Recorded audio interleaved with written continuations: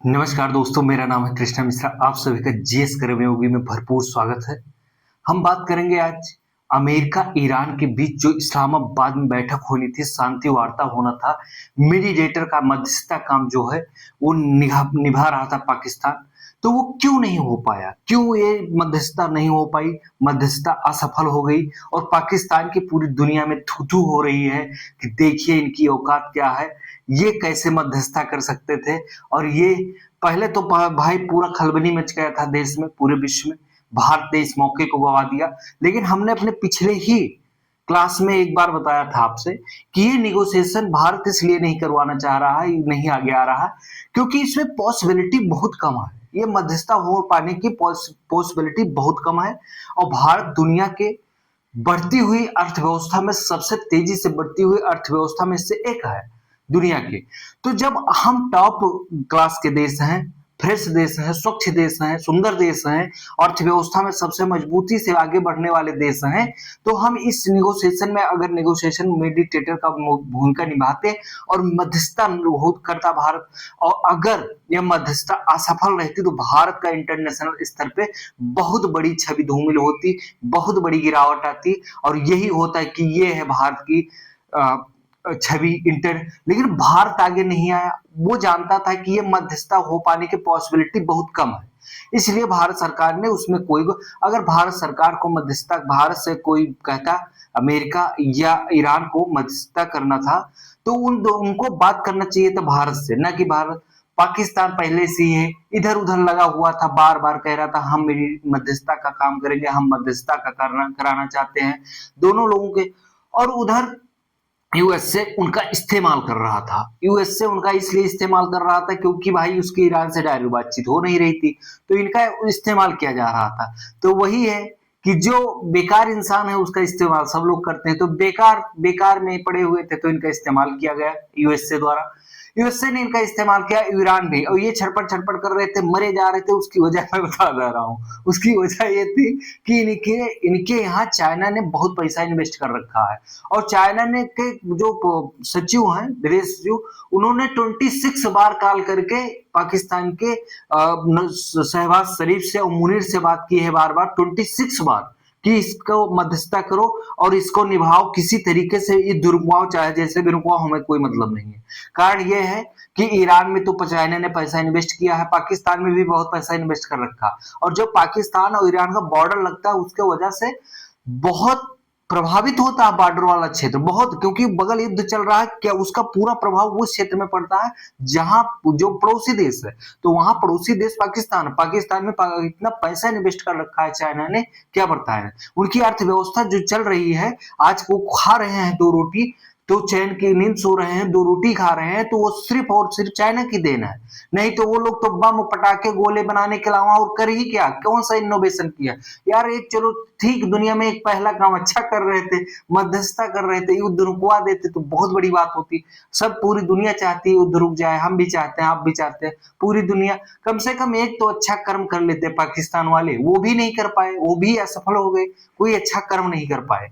तो इनके का कोई कर्म अच्छा कर नहीं पाए आज तक। और आज जानेंगे पूरा प्रमुख मुद्दा पूर्ण रूप से कि क्या मांग, ईरान ने 10 सूत्री मांग रखी थी। यूएसए ने कहा था ठीक है, बात कर लिया था, क्योंकि उसने सीज फायर जो है 14 दिन के लिए किया था, 2 सप्ताह के लिए, कि 2 सप्ताह तक कोई भी हम हमला नहीं करेंगे, ना आप हमारे ऊपर करेंगे ना हम आपके ऊपर। खैर ये उनके ऊपर कर नहीं पाते, उनके सैन्य ठिकानों पर, खाड़ी देशों पे कर रहे थे बार बार। यूएसए तक इनकी अभी कोई हैवी मिसाइल या रेंज की बनी नहीं कि वहां पे हमला कर पाए। यूएसए बहुत सुरक्षित देश है। तो इसी सबको बात को लेकर के, और हार्मुज बंद होने से पूरा मध्य एशिया और पूर्व मध्य एशिया बहुत परेशान था। तो उसकी वजह से पूरी दुनिया गैस क्राइसिस और पेट्रोलियम आयल से जूझ रही थी। इसी सबको देखते हुए डोनाल्ड ट्रंप ने सोचा कि इसमें अब हम सीज फायर करते हैं, और वो 14 दिनों के लिए रोक दिया कि बैठ के बातचीत करेंगे टेबल पे। तो उन्होंने कहा ठीक है। हमारे इस्लामाबाद में जो बैठक आयोग पाकिस्तान पेशकश किया फिर बार बार, तो उन्होंने पाकिस्तान को एक ड्रॉप तैयार करके दिया। और जल्दबाजी में, देखिए कितनी जल्दबाजी, जो ड्रॉप तैयार करके यूएसए से भेजा गया वही ड्रॉप इतनी जल्दबाजी, इतनी डर थी इनके अंदर शहबाज शरीफ के कि वही ड्रॉप ये ट्वीट कर देते हैं भाई एक्स पे। बाद में भाई ये डिलीट करते हैं, फिर उसको क्या कहते हैं, मॉडिफाई करते हैं, फिर उसको उसको फिर से रिट्यूट करते हैं। ये हाल है, इतनी जल्दबाजी थी इनके अंदर, इतनी खलमंडल मची हुई थी। तो उसका परिणाम क्या हुआ? दुष्परिणाम ये हुआ कि ये मेडिटेटर का भूमिका नहीं निभा पाए और जो है पूरी दुनिया में पाकिस्तान के साथ थू थू हो रही है। वजह क्या है कि यूएसए और इनके बीच में जो है कुछ बना नहीं, कुछ हो नहीं पाया। कारण ये है कि जो मेडिटेटर की भूमिका निभा रहे थे वो कर नहीं पाए। वहां इस्लामाबाद में जो बैठक के लिए आयोजन हुआ था 8 अप्रैल को घोषणा की थी शहबाज शरीफ ने कि ईरान से बात हो गई है, यूएसए से भी बात हो गई है और दोनों लोग इस्लामाबाद में शांतिपूर्ण वार्ता करेंगे, वहीं पे मध्यस्थता की भूमिका हम निभाएंगे। और इन्होंने पूरी प्लानिंग कर ली, इतना पैसा खर्च किया। उसके पीछे जैसे इनकी 10 सूत्रीय मांग पर हम पहले बात कर लें, पहले ये बता देते हैं कि किस वजह से नहीं हो पाया। पहले आप 10 सूत्रीय मांग को सुनेंगे तभी समझ पाए कि ये हो क्यों नहीं पाया, क्योंकि हम बहुत जल्दी, बहुत शॉर्ट में बता के पूरी चीजें और बहुत सही तरीके से बताकर आपको समझाने की कोशिश है ताकि आप समझ जाए। ईरान की 10 सूत्रीय मांग के मुख्य मुद्दे हैं। इन्होंने 10 सूत्रीय मांग रखी थे किसके सामने?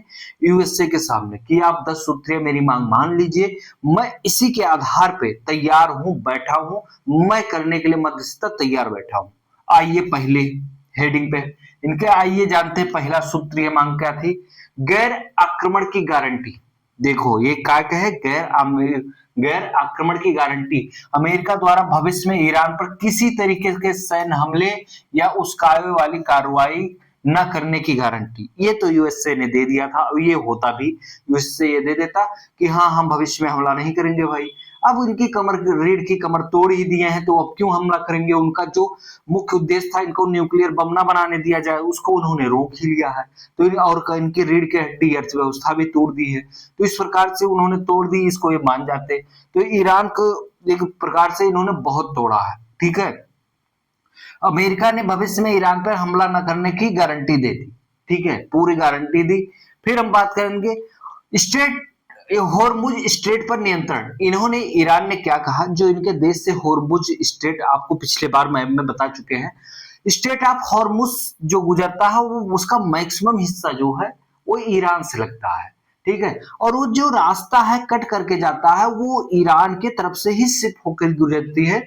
तो इन्होंने कहा था कि स्टेट ऑफ होर्मुज पर हमारा पूर्ण नियंत्रण दिया जाए और हम इस पर अभी तक जितने फ्री में शुल्क आयात निर्यात हो रहे थे उस पर हम शुल्क लगाएंगे, टैक्स लगाएंगे। और टैक्स कितना लगाएंगे?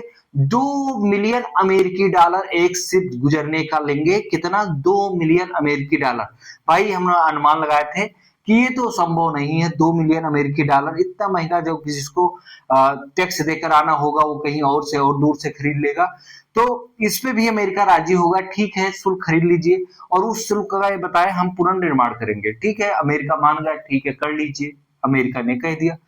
फिर इन्होंने कहा न्यूक्लियर संवर्धन का अधिकार, यानी कि न्यूक्लियर संवर्धन, यानी कि न्यूक्लियर से जो हम ग्रीन एनर्जी बनाने का कार्य कर रहे थे, न्यूक्लियर से जो कार्य हम भविष्य के संवर्धन के लिए कर रहे थे उसका हमें अधिकार दिया जाए, हमें उसको बनाने दिया जाए।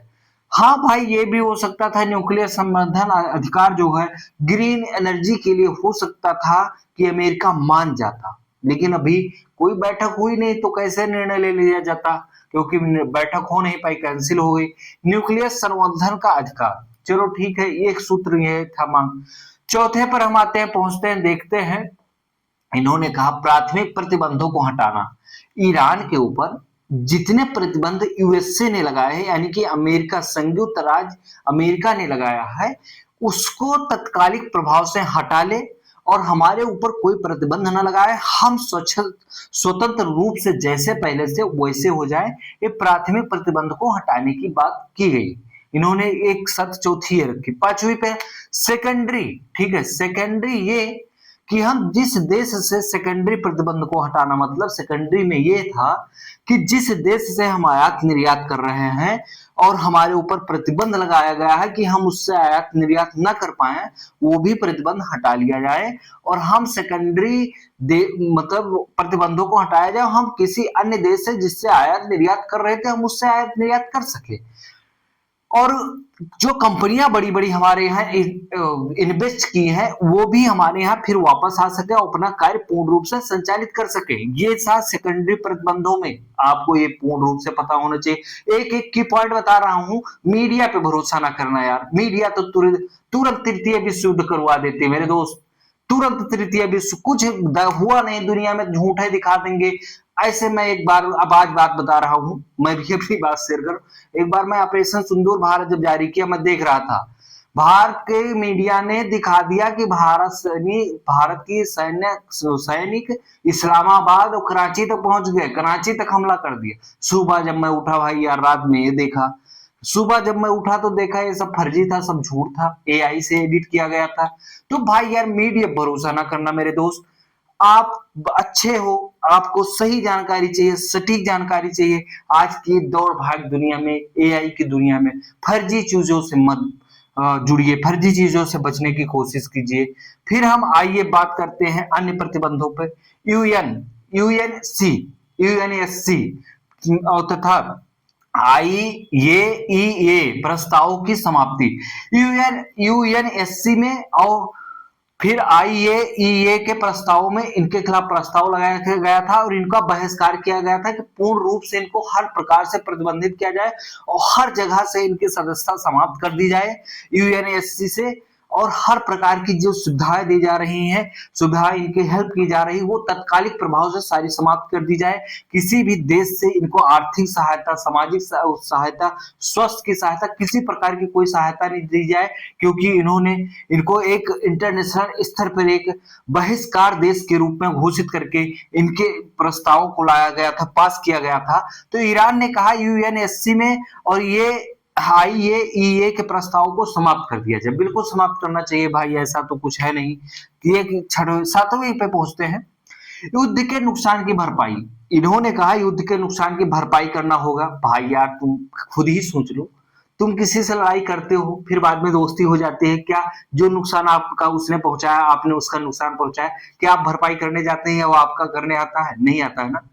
इन्होंने तो डोनाल्ड ट्रंप ने ट्वीट करके कहा था कि एक्स पे ट्वीट करके कहा था कि ईरान के पुनर्निर्माण में विकास के भागीदार होंगे हम, और ईरान अपने पुनर्निर्माण के लिए फिर से कर सकता है, जैसे विकास करना चाहता है वो इसे कर सकता है और उसके पुनर्निर्माण में हम भागीदारी करेंगे। ना कि ये कहा था कि हम आर्थिक मदद करेंगे, उन्होंने ये कभी नहीं कहा कि हम आर्थिक मदद करेंगे।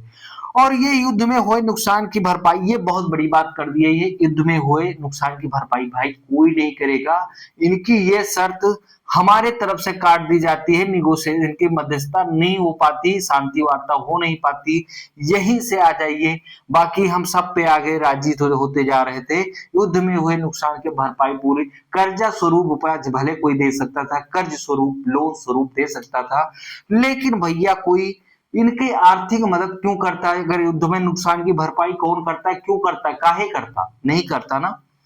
फिर अमेरिका सेना की वापसी, जैसे कि खाड़ी देशों में कतर, यूएई, सऊदी अरेबिया, ठीक है, इन सब देशों में अमेरिकी के सैन्य अड्डे हैं, अमेरिका के सैन्य अड्डे हैं, वहां पे अपने सैनिक लगा रखा है, वहां पे इनके मिसाइल रडार प्रणाली लगा रखे हैं। तो इस सबको ये बता रहे थे तत्कालिक प्रभाव से वापस लिया जाए। अमेरिका मान सकता था, अपनी सेना को वापस बुला सकता था, लेकिन अभी कुछ ऐसा हुआ नहीं, ठीक है, क्योंकि वार्ता हो ही नहीं पाई। फिर क्षेत्रीय हमलों की समाप्ति। क्षेत्रीय हमले मतलब उसके देश के क्षेत्रीय हमले नहीं, उसके पड़ोसी देश हिजबुल्ला, लेबनान के हिजबुल्ला को बचाना है। इनका मेन उद्देश्य क्या है? एक्सिस ऑफ रेजिस्टेंस, हमने बताया था आपको एक वीडियो में। इनके जो एक ईरान का संगठन बना है, क्षेत्रीय देश जो बने हैं, एक्सिस ऑफ रेजिस्टेंस, यमन के हुती जो हैं एक्सिस ऑफ रेजिस्टेंस का अपने आप को हिस्सा मानते हैं, इसीलिए उन्होंने इजराइल के बंदरगाह पे जो इजराइल के पोर्ट पे हमला किया, इजराइल के जहाज पे हमला किया, इजराइल के ऊपर हमला किया था।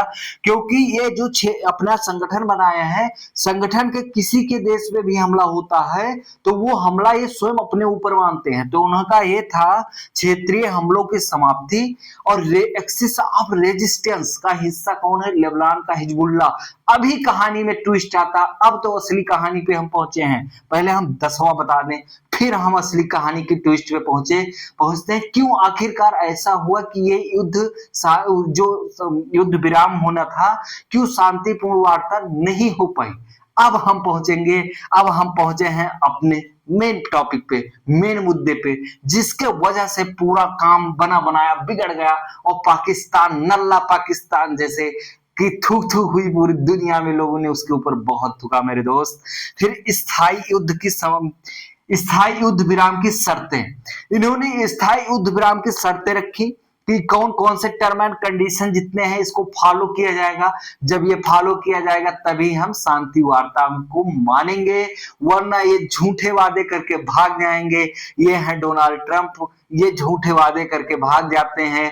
हमसे कभी यही है कि बड़े मियां हमेशा वादा करके गए थे और वादा करके निकल जाते हैं। अब हम पहुंचते हैं अपने मेन पॉइंट पे। अब शांति वार्ता कब होनी थी? 8 अप्रैल को घोषणा हुई। 10 अप्रैल को पाकिस्तान के इस्लामाबाद में अमेरिका के उपराष्ट्रपति जेडी वेंस और इनके ईरान के विदेश मंत्री अब्बास अराक्ची के बीच में वार्ता होनी थी और उन दोनों देशों के सचिव की बैठक होनी थी और बात को सुलझाया जाना था। लेकिन इसी बीच ट्विस्ट आता है, कहां से? इजराइल को लगता है कि अब ये तो मामला भाई यार सब बैठ जाएगा, आराम से बैठ जाता, और अब उसके पास कोई मुद्दा बचा नहीं। और इजराइल इस बात से बिल्कुल भी खुश नहीं था। किस बात से? कि अमेरिका इनसे शांतिपूर्ण वार्ता करे। इजराइल नहीं चाहता था, क्योंकि इजराइल को हमेशा ईरान से खतरा है, तो इजराइल ये चाहता नहीं था। इजराइल कार्य क्या किया? इजराइल जैसे 8 तारीख को सुनता है कि ये जो है बैठक वार्ता शांति संपन्न होने वाली हो, तुरंत कहां हमला करता है? लेबनान के हिजबुल्लाह पे, लेबनान पे हमला करता है, जिसमें मैक्सिमम लोगों की जान चली जाती है। इतने लोगों की, सैकड़ों लोगों की जान जाती है, क्या बताएं। ये क्षेत्रीय हमला तुरंत इन्होंने बताया था कि इजराइल द्वारा जो बार बार हमला किया जा रहा है लेबनान के ऊपर, हिजबुल्लाह के ऊपर, उसको तत्कालिक प्रभाव से अमेरिका रोके और इजराइल से कह दे कि हमला न किया जाए। और जैसे ये बैठक की शांतिपूर्ण वार्ता को सुनता है, इजराइल तुरंत लेबनान के ऊपर अटैक कर देता है और लेबनान में लगभग सैकड़ों लोगों की जान जाती है, सैकड़ों से अधिक लोगों की जान चली जाती है। तुरंत ईरान इसी बात से चिढ़ जाता है और तुरंत ईरान फरमान जारी करता है और कहता है हम इस शांति वार्ता से बिल्कुल भी सहमत नहीं है, हम शांति वार्ता की मीटिंग में भाग नहीं लेंगे, हम बैठक में नहीं जाएंगे, क्योंकि उसका उल्लंघन किया गया। पहले तो यूएसए को इसको रोकना चाहिए, अगर यूएसए इसको रोकने में असफल रहता है, इसको रोक नहीं पाता है, तो हम इस बैठक में भाग ही नहीं लेंगे और शांतिपूर्ण वार्ता नहीं होगी, नहीं संपन्न होगी। और जो 14 दिन बाद फिर डोनाल्ड ट्रंप ने ट्वीट करके एक्स पर कहा है कि अगर ये शांतिपूर्ण वार्ता नहीं हुई और नहीं संपन्न हो पा रही है तो 14 दिन के बाद हम गोलीबारियों की बरसात कर देंगे। अब 14 दिन के बाद देखना होगा क्या ट्विस्ट आता है कहानी में, क्योंकि इसका मोड़ जो है वो समाप्ति, युद्ध शांतिपूर्ण की तरफ जा रहा था। इजराइल ने एक ही झटके में पूरा काम खत्म कर दिया, काम तमाम कर दिया और पूरा बिगाड़ दिया। बना बनाया मामला भाई, यह पूरा बना बनाया मामला था। इजराइल ने पूरा गड़बड़ कर दिया। इजराइल नहीं चाहता है कि अब शांतिपूर्ण वार्ता हो। उधर पाकिस्तान लगा हुआ है कि हमें नोबेल पुरस्कार मिल जाए, नोबेल पुरस्कार। अरे भैया कहां से नोबेल पुरस्कार मिलेगा? तुम यहाँ पे एक मेडल पाने के लायक नहीं हो, हकदार नहीं हो, तुम्हें नोबेल पुरस्कार कहां से मिल जाएगा? इसीलिए दौड़े भागे हुए हैं अपने एक अच्छे कर्म करने के लिए। कैसे भैया? कोई अच्छा कर्म आपने किया नहीं है अभी तक आपने तो अपने यहाँ आतंकवादी पाले। अमेरिका क्या वो दिन भूल गया? उसामा बिन लादेन का दिन भूल गया? नहीं भूला अमेरिका भूलता नहीं है। आपको यही पता होना चाहिए, अमेरिका भूलता नहीं है। अरे आपके ही ओसामा बिन लादेन इतने आतंकवादियों को आपने संरक्षण दिया, इतने बड़े बड़े आतंकवादी को पैदा किया जो अमेरिका को टारगेट किए। वही वही आप बात कर रहे हैं कि हम शांति वार्ता करवा रहे हैं। आप कैसे शांति वार्ता करवा पाएंगे? आप कोई शांति वार्ता करवाने के लायक नहीं है। लेकिन सब देश चाहता था, पूरा विश्व चाहता था कि यह बैठक संपन्न हो जाए इस्लामाबाद में ही, किसी तरीके से पाकिस्तान रोक ले, लेकिन नहीं कर पाया। पाकिस्तान असफल रहा। और अगर ये सफल भी होता तो इस कहानी में ट्विस्ट कुछ और होता। पाकिस्तान पे क्या होता, क्या गुजरती, पाकिस्तान ही जानता है। लेकिन इसमें कोई ट्विस्ट नया आ जाता। तो जैसे जैसे ये कहानी अलग मोड़ लेती है, ये युद्ध अलग अलग बढ़ता जा रहा है। सबसे बड़ा मुद्दा तो यही आ गया था, क्षेत्रीय हमलों की समाप्ति, जिसमें लेबनान और हिजबुल्लाह पर आक्रमण न किए जाएं, अमेरिका इजराइल को रोके।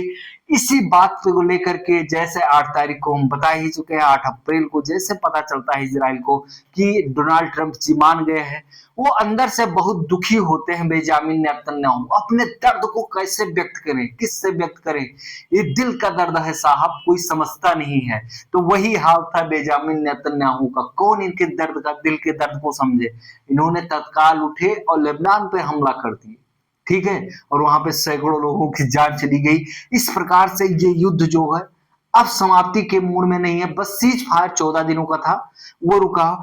अब क्या काम किया, जब लेबनान पे हमला होगा तुरंत तत्कालिक प्रभाव से खोला गया, वो खोला गया था स्टेट ऑफ हार्मुज, ईरान ने खोल दिया था। सिर्फ पानी जाने लगी थी, तुरंत इन्होंने बंद कर दिया। वही है कि बुआ बार बार शादी में गुस्सा होती, ठीक है, और गुस्सा होती हैं तो अपनी थोड़ी सी गुस्सा कहानी। बस वही है कि स्टेट ऑफ हॉर्मुज को बार बार बंद कर लेते हैं।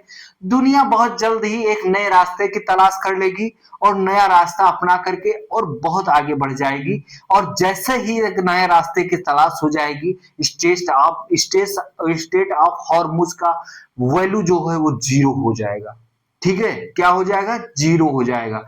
तो दुनिया उसी रास्ते की तलाश में है। हमने प्रोजेक्ट प्लोशेयर के भी बारे में बताया था कि अब अमेरिका प्रोजेक्ट प्लोशेयर का भी उपयोग कर सकता है, जो पूर्ण रूप से प्रतिबंधित है।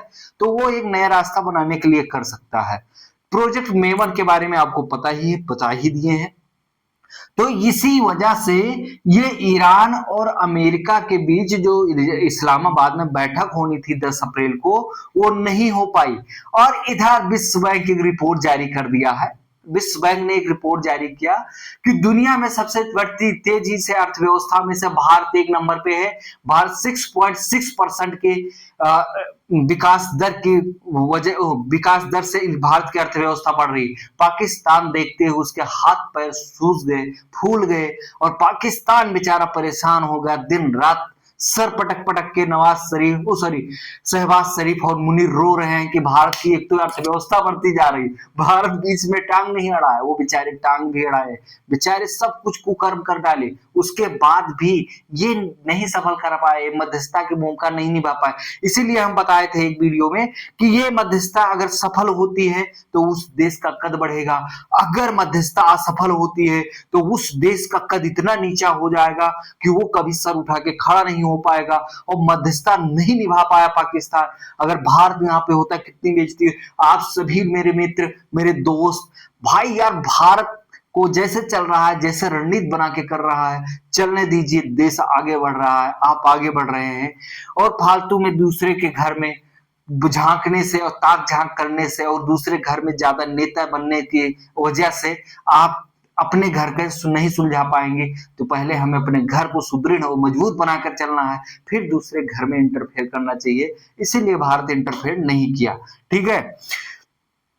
तो फिर इस प्रकार ये रहा आपका 10 सूत्रीय मांग के प्रमुख बिंदु, और प्रमुख बिंदु के बीच रही कौन कौन सी चीजें और किस वजह से जेडी वेंस नहीं आए, जवाब दे दिए। किस वजह से अब्बास अराक्ची इस्लामाबाद नहीं आए, आपको पूरा पता चल गया होगा। और पाकिस्तान को इतना डांट, इतना फटकार लगाई अब्बास अराक्ची ने, इतनी फटकार लगा दी कि उन्होंने रात के भोजन नहीं किया होगा, इतनी डांट, इतने फटकार लगा दिया अब्बास अराक्ची ने। कहा तुम्हारी वजह से हम आ रहे थे शांति वार्ता करने के लिए, तुम्हारे ऊपर भरोसा किए थे और तुमने क्या किया, ये कैसे, ये जो लेबनान में हमला हुआ कैसे हुआ, आप इसके जिम्मेदार कौन होगा। इतनी डांट फटकार लगा दी कि उनके भोजन नहीं कर पाए होंगे रात का, मेरे दोस्त। तो ये रही मुनीर की और अब्बा उनके शहबाज शरीफ की इमेज आप सभी लोगों को पता ही चल गया।